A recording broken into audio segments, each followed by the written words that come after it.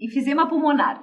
O enfisema pulmonar ele é definido como uma fase final de uma doença pulmonar, onde ocorre, então, um alargamento dos septos dos alvéolos, que faz com que os alvéolos se rompam e, ao invés de conseguir, então, fazer essa troca gasosa, o ar que entra até os alvéolos, ele fica perdido neste espaço que ficou alargado. O cigarro é a principal causa do enfisema pulmonar. Existe ainda um pequeno número de pacientes que desenvolvem enfisema pulmonar em função de um problema genético. As manifestações, elas são progressivas. Normalmente, o paciente que tem um problema respiratório, ele vai evoluindo progressivamente. O enfisema não é diferente. O enfisema não tem cura. Onde o indivíduo parou de fumar, o enfisema para exatamente onde está e o restante do parênquima pulmonar, então, segue funcionando, que faz com que o paciente ainda consiga ventilar.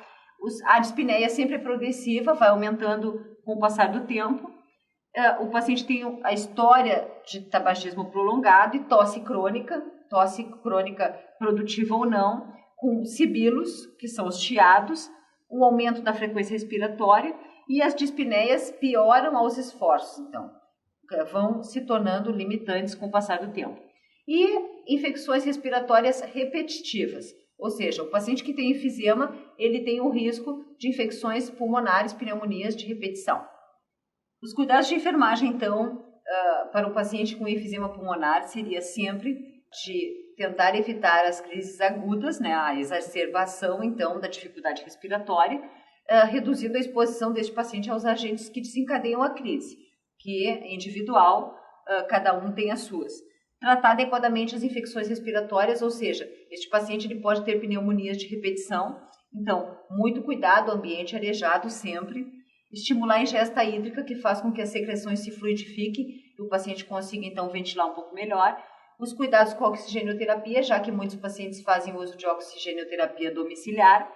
Medicação conforme prescrição sempre, né, com broncodilatadores, que são medicações que fazem a abertura do brônquio. O uso de corticoide é crônico, né, e os antibióticos em casos de infecções respiratórias associadas. A doença broncopulmonar obstrutiva crônica nada mais é do que a evolução progressiva de uma doença respiratória durante o longo da vida.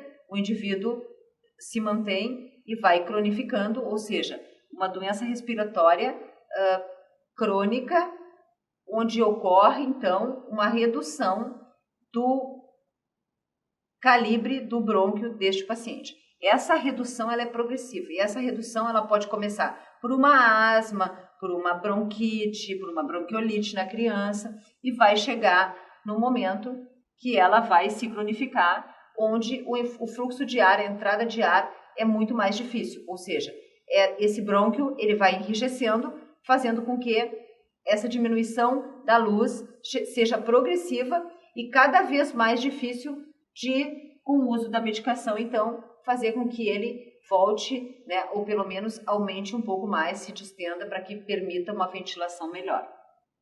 Um dos fatores também, né, desencadeantes do DPPOC, ou da doença pulmonar obstrutiva crônica, é o uso do fumo.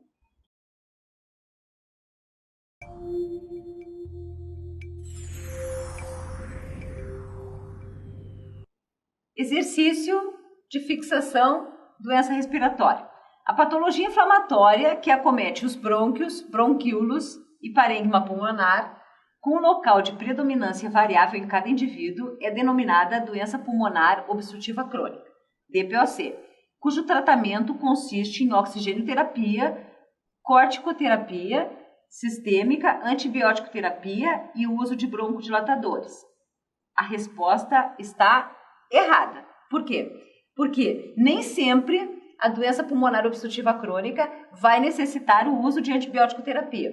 Sempre o uso de broncodilatadores, oxigenoterapia e corticoide sistêmico.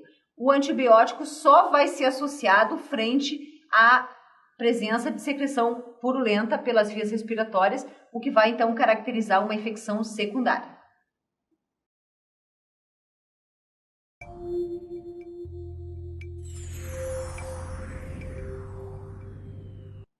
A asma é uma doença inflamatória caracterizada por aumento da reatividade das vias aéreas inferiores, sendo que a ação educativa para o autocuidado, o tratamento farmacológico e o tratamento da crise aguda compõem os pilares do tratamento.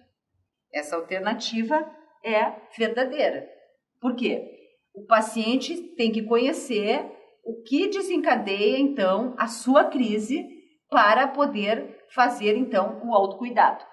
Manter o tratamento farmacológico prescrito adequadamente e o tratamento e reconhecimento dos sinais e sintomas da crise aguda são fundamentais para que se mantenha um tratamento adequado.